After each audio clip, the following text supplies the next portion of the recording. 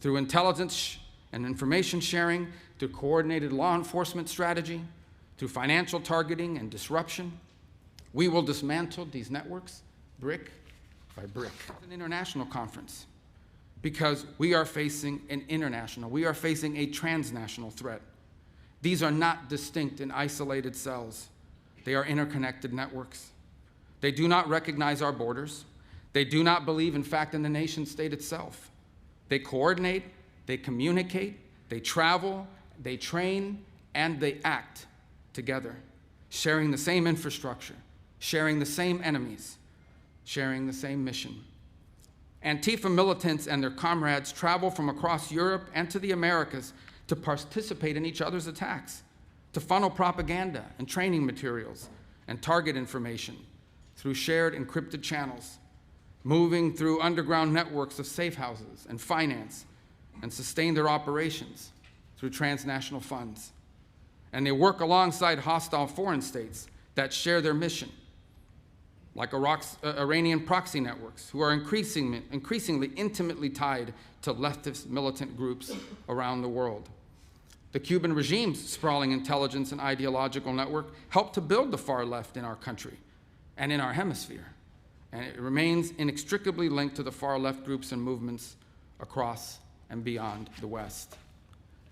Today's far left terrorists can raise money in one country.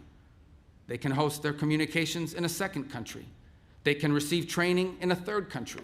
They can recruit militants in a fourth country, and then together strike a target in a fifth country.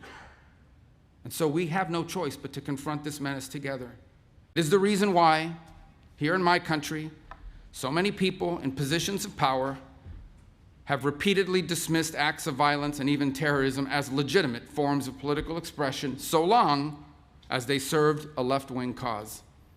It is why during those so-called George Floyd riots in the summer of 2020, as criminals and extremists burned and looted their way through America's great cities and nearly brought the country to its knees, city governments all across the country simply refused to prosecute the people conducting these acts of violence and terror.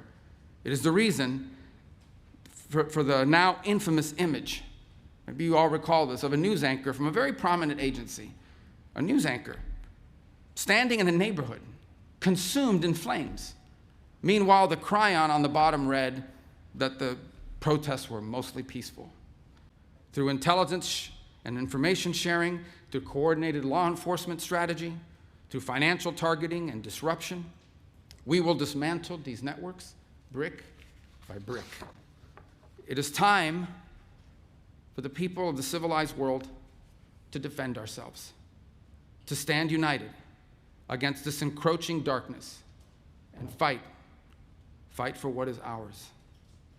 It is easy to destroy great things. It is far more difficult to make them. The enemies of civilization are only capable of the former. They are only capable of destroying great things. All they know is destruction. But we have built great things together. We have done it time and again. We know what we must do, and now we must do it. Thank you for coming today.